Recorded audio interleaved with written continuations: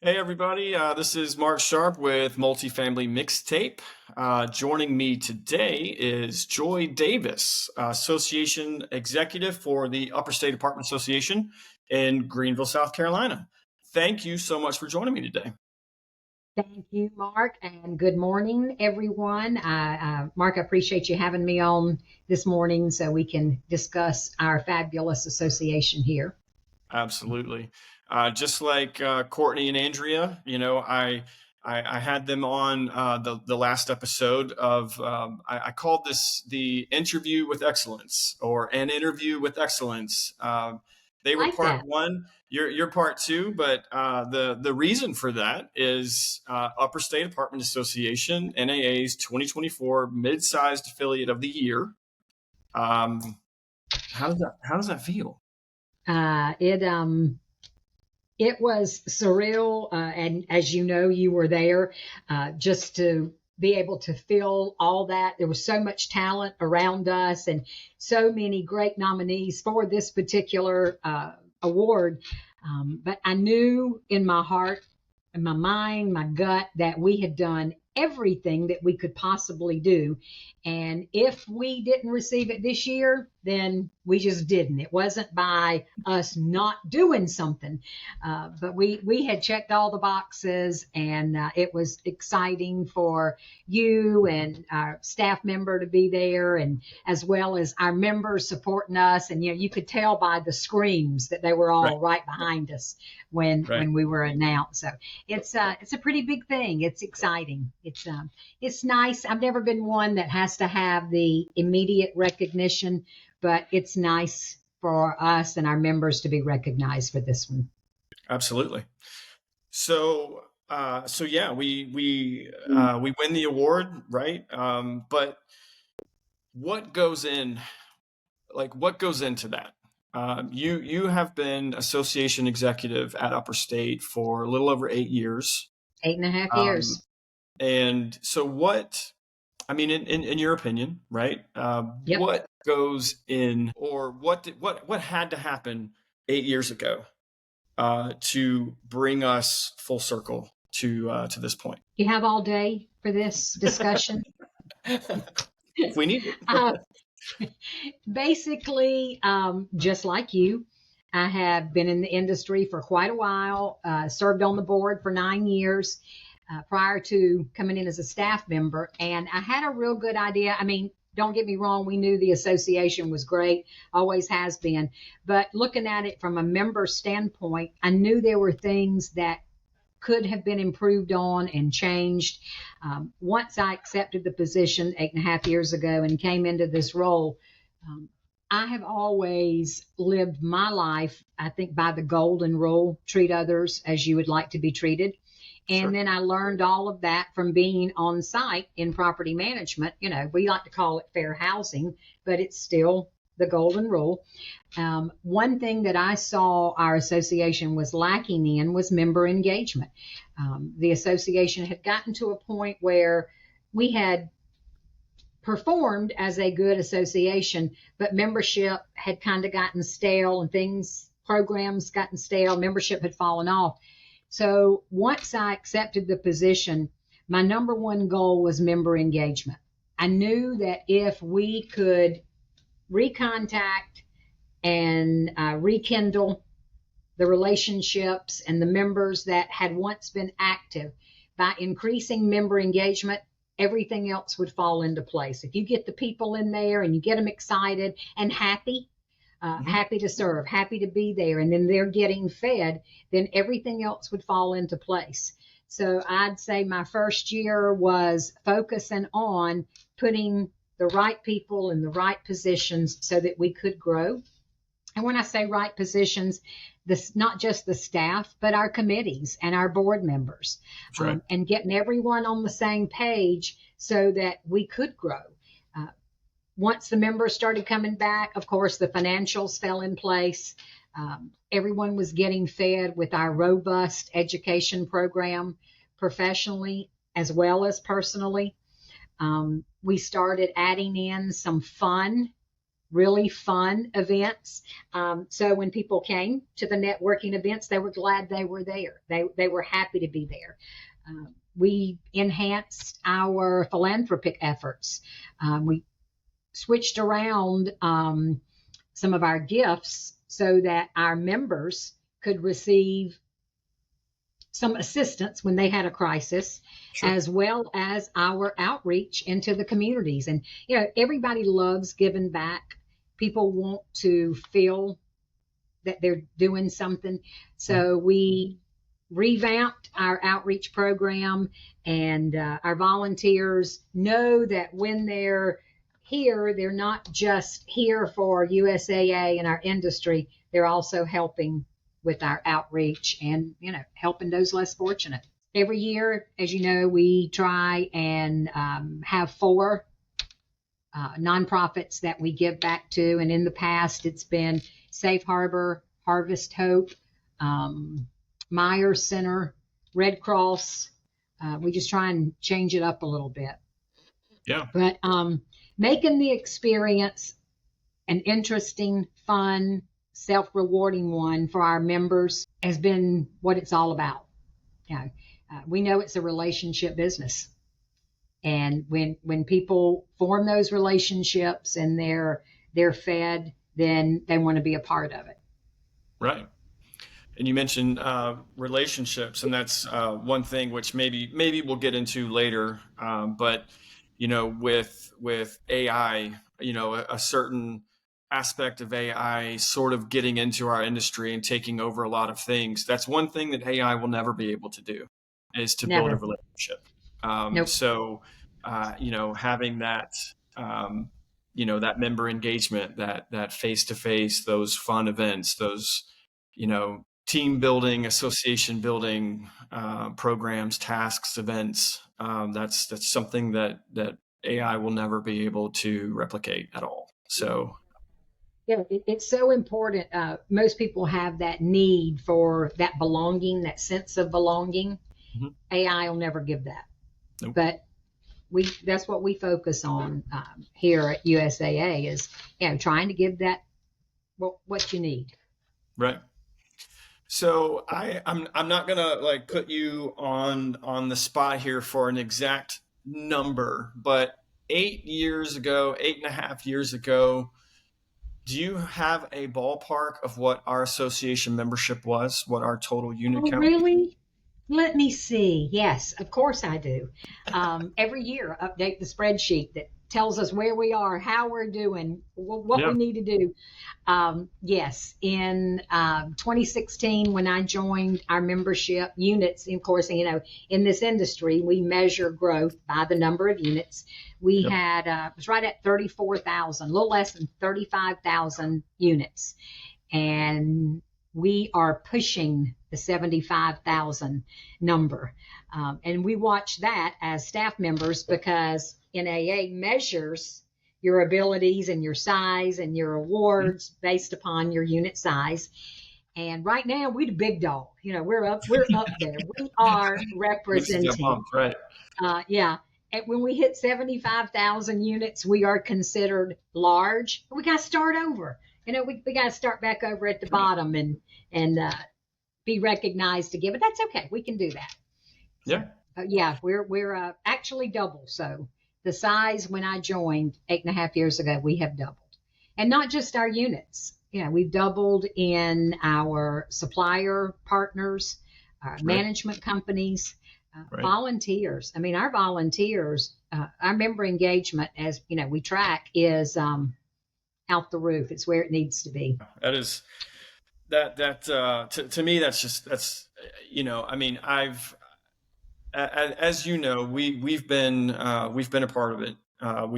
We've seen that growth year over year, but I see the association now, and I see everything that we do now, and it's hard for me to remember the way it used to be. I can't remember what it was like when we had half the number.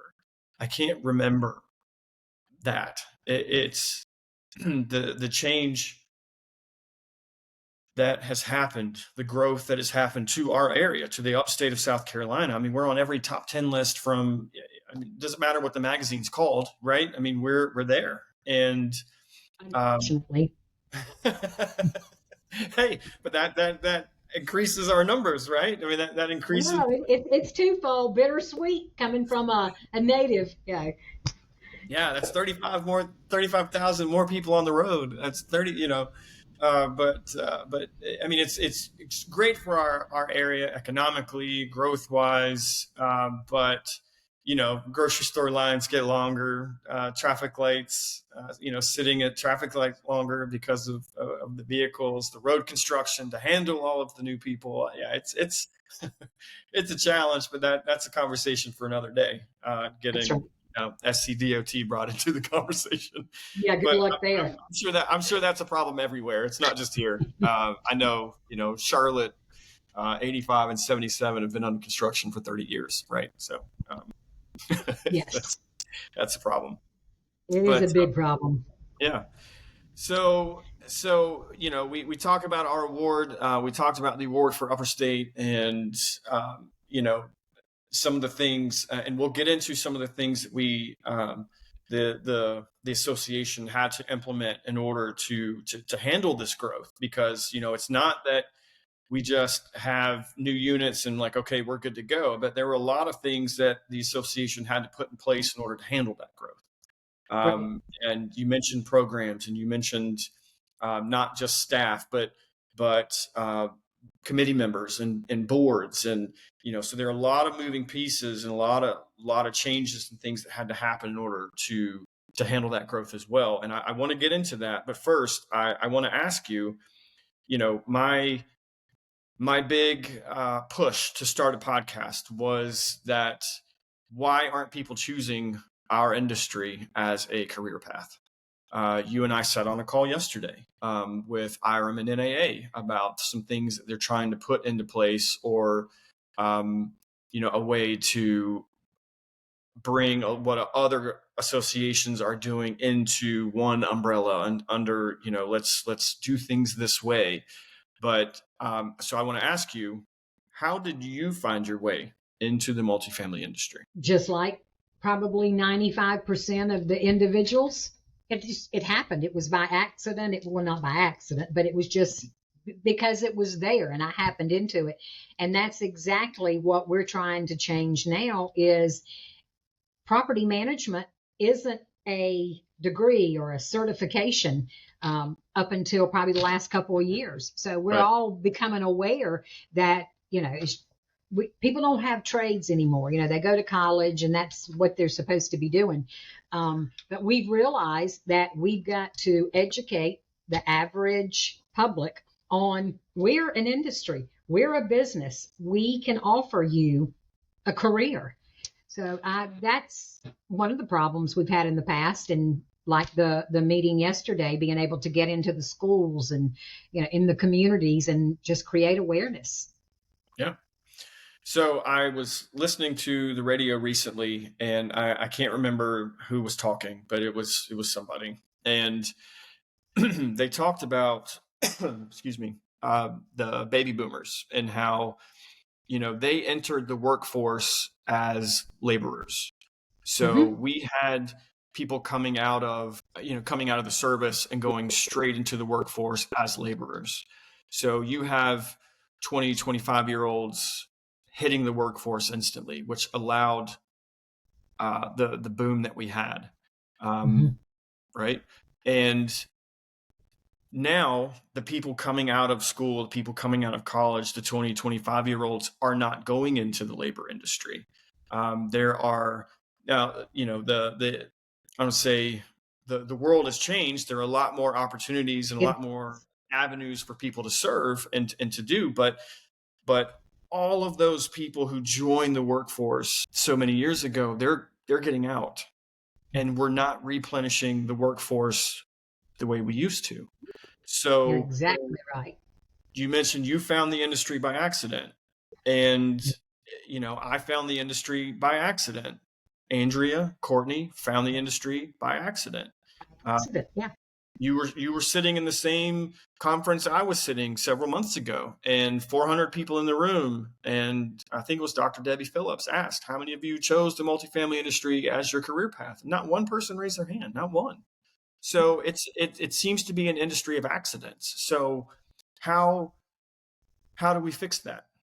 In your opinion, like what do we do, or what can we do better? What do we need to do better about educating? What do we do? How do we get? I think we just all need to join forces to create awareness, letting the general public, the colleges, the high schools, the average person on the street, through workforce programs, in school programs, just creating awareness to let people know that this is a real job. It's a career. So many different avenues that you can take. When I happened upon this job, it was an ad in the Greenville News for a part-time leasing marketing specialist. And it was perfect timing. My children were reaching elementary school age. My mother was around to help resource and take care of them. And I'm like, I got to get out of the house, time to go back to work. So I answered that, not even knowing really what property management was, what it was about at all. Mm-hmm. And then once I got into it, it's like, oh man, I love this. So many different areas. And I chose to continue on the operational side. I could have taken the marketing and gone more towards the marketing or asset management, but I wanted to be on site where the action is. So I went from the marketing specialist to leasing professional, assistant, leasing director, property manager, so many different avenues to go. And I can't imagine doing anything else these days. But just like I know, I don't know what I want to be when I grow up. I don't know about you, Yeah. but I feel like it's going to be in this industry. So I found it, loved it. You found it, loved it. Can't imagine doing anything else. So we just need to share that with individuals that we come into play with. Yeah. And I have a passion for it. I absolutely love the industry and the people. I'm a people person. And this industry not only provides you the career path that you can grow and expand on, but it gives you that interaction that you need with individuals, with people. If you don't like people, don't get into it. Yeah, because Right. you're going to encounter people, whether it be in maintenance or in the office Whether you want operational to or side. not. Yeah. Yeah. Yeah. But yeah, I think we all just need to share it. Yeah. And what I found kind of interesting, I guess it's one of those things that I've always known, but I've never really put any thought into. But when you hear about property management, when you hear about the multifamily industry, I think our minds generally go straight to the apartment community, right? The property manager, the leasing, the maintenance guy with all the keys jingling and jangling around and is always in a bad attitude and, always complaining, that sort of thing. But when you think about it, expand that view a little bit. The multifamily industry has marketing. I mean, you mentioned marketing. You have all of the suppliers who service our industry, people from in the legal profession, people who, again, in the marketing, but there's so many different avenues of marketing. There's videographers, there's just so many, there's legal, there's paralegals there. I mean, I'm struggling with my Yeah, thoughts. but it's definitely what you're Huge. saying. It's not just on-site operational. Yeah. So, and that's one of the conversations when we were having, I was having on last episode with Andrea and Courtney was, how did they find themselves in the multifamily industry? And Andrea graduating from Clemson with a degree in events and event planning and that sort of thing. But there's avenues for that in the multifamily industry. Courtney with her diversity, there's avenues for that in multifamily. Like, so it doesn't just, it's not just the manager. It's not just the evil, greedy landlord. It is a multitude of other avenues to get into this industry. And I think all the suppliers, all of your We have, roofers, your yes, painters, your carpet cleaners, those are laborers, which we're lacking, but they're everywhere. There's jobs everywhere in this industry. there's so much opportunity in this industry that people could literally pick and choose Right. and go what makes them do it. Yeah. It's great. It's great. So It is. That's why yeah. we stay. Right. So we mentioned, a challenge is finding people and getting into the industry. So what are some things that Upper State has done to help combat at least that challenge? Good question. And I am happy to answer that one. From being on site, being in operations, that's the one thing what you just mentioned that myself included, as well as other property managers and owners, realize is we don't have the skilled talent that we need to operate the properties or to fill the supplier positions, whatever it is. We don't have that. So knowing that, and then once I joined the association, hearing it continuing, because probably 15 years ago when the BMWs and the Michelins and the General Electrics came to the area, they took a lot of our skilled because the individuals were growing a little bit older and they were a little bit tired and they could make more money by sitting on a production line. Now, a lot of them realized that they really didn't want to do that, so they came back. But it took a lot of our skilled laborers. So one of my goals took a long time to get it going. Actually, you were one of the first ones that we pulled in this little task force to get started. It took us 4 years to create, implement, fine-tune our workforce development program. Yep. We have now proudly done 3 cohorts, and we are absolutely putting a workforce group on site or with our suppliers to enter the industry. Can I expand on that a little bit? You got time for me to? Yeah. Okay. The cohorts that we did, first one, we focused on maintenance because our maintenance laborers are hard to find. So we reached out into the Greenville, Spartanburg area communities through the Goodwills and the SC Works, the labor companies, and provided a 6 weeks hands-on certification where it was totally free, no cost to the students. Because we did have sponsors, USAA contributed. We had some of our suppliers provide the tools and the toolkits, and our fabulous members offered up hours to be instructors. And never forget looking in the door and seeing Josh Boland carrying a refrigerator in, and Anthony Right. Constantino in HVAC units, Yep. and here you come with your electronic board. It all that combined so that our students were able to receive literally hands-on learning, finishing out the 6-week program with a certification in as a maintenance technician. We went a step further and provided a job fair where individuals, management companies, suppliers that were interested in hiring these individuals came in, and all of them, not at the same time. We actually had 6 graduates, and all of them within a couple of weeks found jobs. Some of them locally, some of them moved. One of them moved to Georgia, I believe it was, and took a job.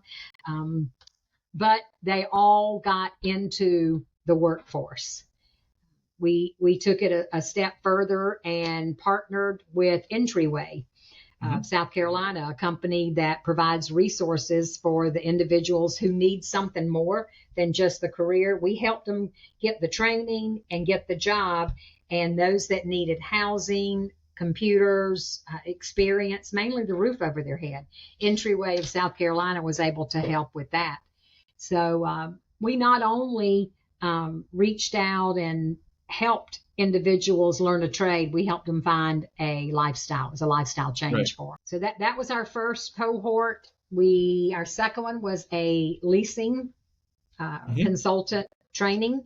Yep. We had four ladies, four ladies and one gentleman come through it, did the job fair and passed those on. And one of them is actually already receiving awards for being such a strong employee with one of our members. That's Then great. the third cohort we did was a more simplified maintenance program where we taught them the basics. It was more of an entry level maintenance / groundskeeper. And we took those individuals and turned them over to some of our members who specialize in staffing for the multifamily industry, and they too have found jobs. So it's a rewarding program. Again, I hate it took us so long to get it rolling, but we had it. We're not perfect, but we like before we announce it and put it out there, we like it to be almost, and it's a rewarding program that works. Yeah, and it's needed. I mean, clearly it's needed. So needed. We just talked about the expansion of our area in such a short period of time. Well, I say short period. I mean, to double in size in 8 years. To me, that's a short period of time. It Um, is. and to know that there are another 5,000 homes that are already approved to be built, that will be built within the upstate of South Carolina, and I, I think because of the program that Upper State has put in place, the properties are wondering, like, how are we going to staff that? How are we going to do this? You're Yeah, just going to continue to pull and pull and pull and stretch our talent pool, because you did mention a lot of our good skilled laborers left to go work for BMW and to go work for GE and to go to Amazon to do these to do these moves because they wanted to get out. I mean, it's work, I mean, it's labor, especially in the in the maintenance side. A lot of it's a very specific skilled labor, and thanks to the technician training, certified apartment service technician cast that was provided as cohort one. We're putting. It's not just a laborer that we put into the workforce. We put someone into the workforce that was skilled. They could skilled. start day Mhm. one Yeah, and could diagnose. change Now, granted, there's change locks, repair right, right, sheetrock, right. determine, analyze HVAC equipment. Yeah. Yeah, yeah. And So then they came back. We offered the students through yours truly, offered the students EPA training. yeah, So four of them came back and got their EPA certification. that's right. That's Mhm. right. So yeah, I mean, I love what the Upper State has put into place, and I love the program, and I love that it just didn't stop with the first one, that it continued. And you know um what, if you want to get into this, we can, but if you don't, we don't have to. But I'm just curious, with between the first cohort being as robust as it was, a 6-week program, 3 nights a week, all of the hours, to a second leasing, and then to a third kind of more basic maintenance thing, like what do you think? I don't want to say we did wrong, but we learned some things between cohort one, cohort two, and cohort three. What do you think? What do you think we did wrong? And what do you think that will continue, or that we did right? Like, do you think we've honed in on that, and we have something that we can continue to do now, or do you think we need to continue to make changes to make it a little bit better? That's a really good question, Mark, and not knowing 100% the answer. After the first cohort, graduating the students with the CAST, the Mhm. certification of the Yeah. service technician, um, it's a big deal. And I believe our students knew that it was a big deal. And maybe the method that we taught it, or we handheld, because we had a tendency of making sure that these individuals had transportation. We made sure they had food. I mean, Hmm. we had no funds on our first one, and I made hot dogs and brought them in one night. Courtney made a salad. We had pizza, people bringing in pizza, but we made sure that they had food. You learn best on a full tummy. We made sure that they had all the resources that they needed in writing resumes. Yeah. So I don't want to say that holding hands created some concerns, but I think when they left here, they knew that these students knew that this was a good career path, but they have witnessed some of the instructors have been in the industry for 20 years. This is a instant gratification type world we're living in. Yes. And I would say that some of these students felt that they could go into the work environment maybe doing a little bit better jobs than what and here again, you've done it, I've done it. We've picked up dog poop. We've pulled dead cats out of ponds before. I've washed dogs' feet, poop off of dogs' feet before because of, just, you do what you got to do. That's right. And I think maybe one of the things that we learned from the first cohort was our students felt that they were a little bit, or should be a little bit higher in the food chain than what they Hmm. were. Yeah. Mainly because of the follow up that we saw and heard from some of the students. Some of them, when they went to work with their companies, they didn't act respectable, didn't or did used extenuous communication. Not saying the right things that they needed to say. But I Yeah. believe that our first cohort we needed to be more basic with them, more honest. Yeah. And we have said, I mean, honestly, I told one of my staff members, you are not inviting these students to Thanksgiving meal, because that closeness and that Yeah. relationship. I'm like, our job is, we've done our job. We put them in the workforce. We gave them all the resources. We're closing that door on this group. So whether we did it right or whether we did it wrong, we decided by the second maintenance cohort to do it a little bit different, and Hmm. we made it known entry level.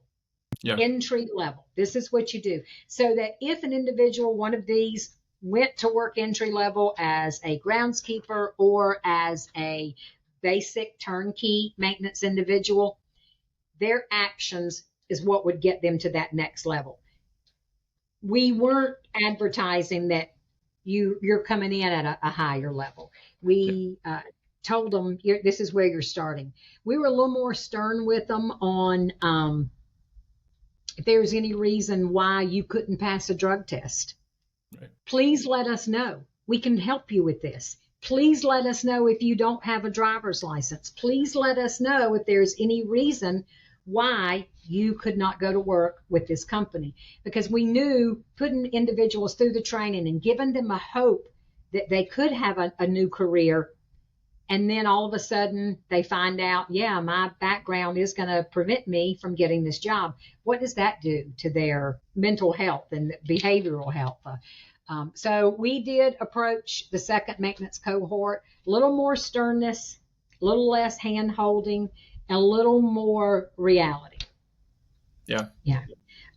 We stress that, guys, you're getting an opportunity, or guys and girls, you're getting the opportunity that not everyone has. What you do with it is up to you. We're giving you the opportunity. Now you need to take it and do something with it. So I don't know that it was right or wrong. It's out of our control once we reach that certain level. Yeah. We gave them the tools, Yeah. and then the rest is out of our control. Yeah. And I think it's important to recognize where mistakes were made. This is a new concept. having a workforce development program for the multifamily industry. I mean, this is new, right? Like we're going out and telling people and educating them about our industry. So, mistakes will be made because we don't know. We're trying something. We think this will Yep, work. We think this is going to be what's best. And a lot of times it's like, we go too far for we round do. one and we create the monster. And, We did. and we learn from our mistakes and we change and we um, adapt and we put something out the second time that's better. And then we learn from it and we put something out the third time that's better. Mhm. And Yep. I think between cohort 1 and cohort 3, because those are the two maintenance, I mean, Yeah. I think I'm a little bold to say this, but I think maybe cohort 3 might have been a little bit more successful than cohort 1 because of the realness that had to happen in cohort 3. Yeah. And you can say that you are one of the directs in this. You've been right in here with me and the staff uh, for since day one. So you hired some of the individuals. But yeah, I think that would probably be we're too Yeah. nice. It's the real world. It is. It is. It is very, very much the real world. But I actually, our company just hired one of the individuals who went through cohort 3, Mhm. Carlos Jones. He started with us last week, and he is he's a workhorse, man. He came to Love it. work with a smile on his face, and he said, "Just point and tell me what to do. I got you." And so he's been great, and I'm looking forward to seeing what happens with his career. I think Me too.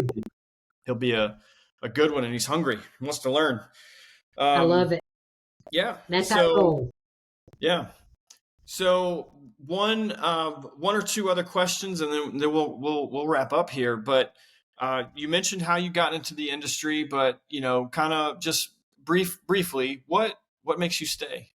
I mean, obviously you've built a career, you've got friends, you have family, but Mhm. family here. But what was it about the industry that made you want to stay?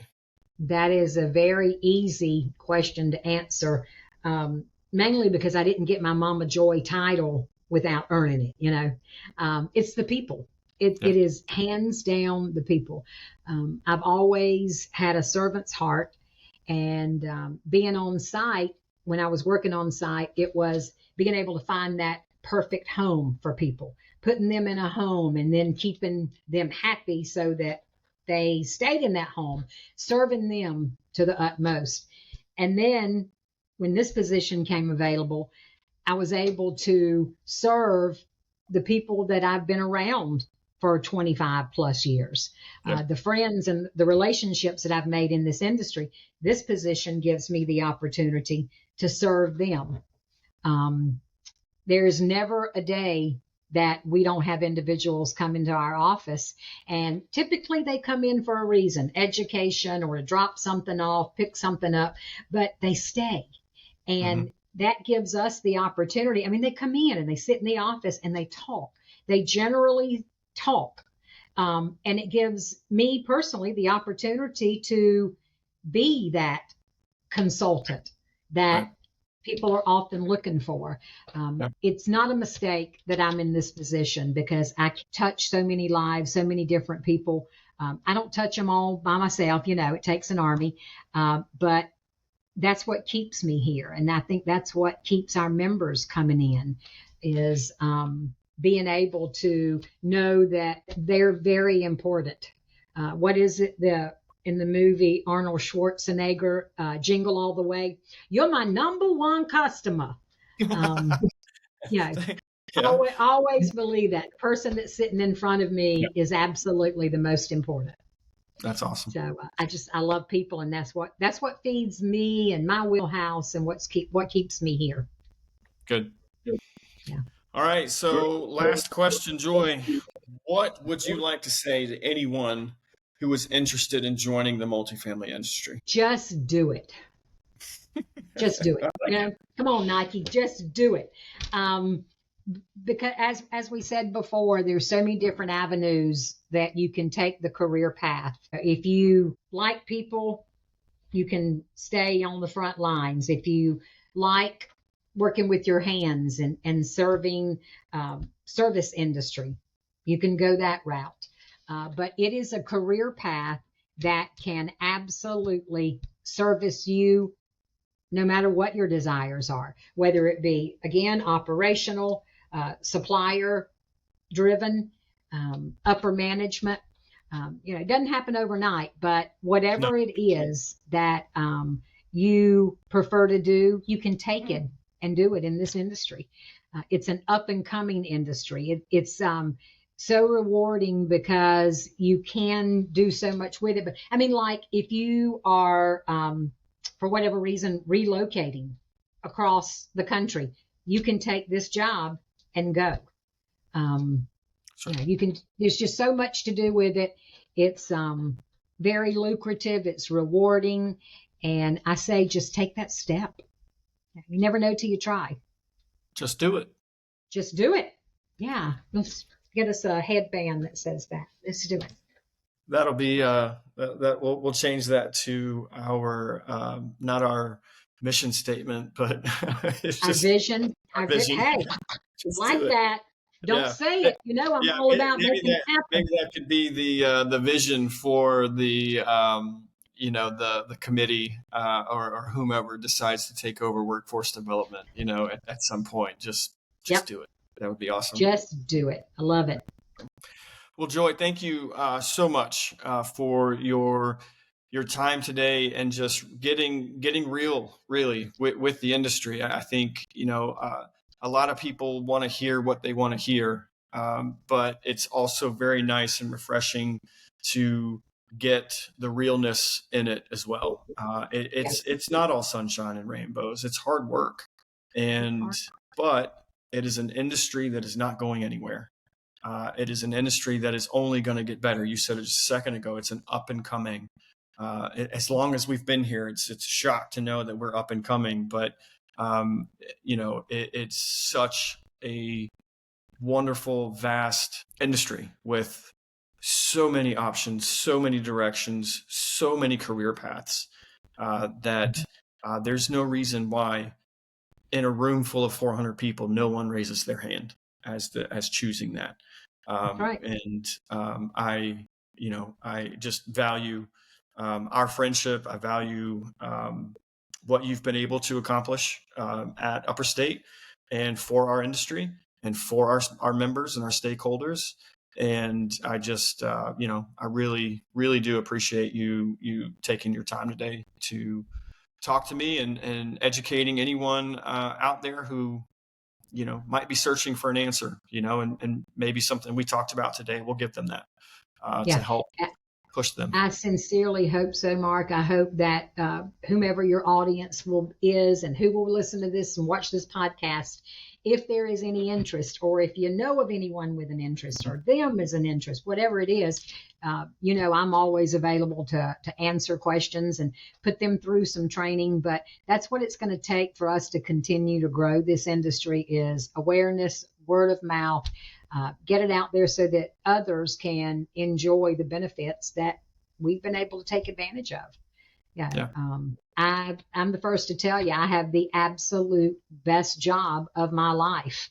But like you said, it's work. I have worked the trenches to be able to get to this point. And that's another, reality. But I think if we just get out there and share it. So whomever is listening to us today, just do it. Yeah, reach out, jump in, and then help spread the good word. That's right. And I appreciate you helping us to share the word. I'm partial. I'm very passionate about the industry. I love Upper State Apartment Association and all that we have and do for our members and the community. So I love sharing it. It's makes me feel good. And I appreciate you having me on today to share it. Yes. Well, thank you again. And to everyone on the podcast who's listening today, I appreciate your time. And as always, we'll catch you on the next one. Bye, guys. Thanks, Mark. Thanks, guys. Have a great weekend.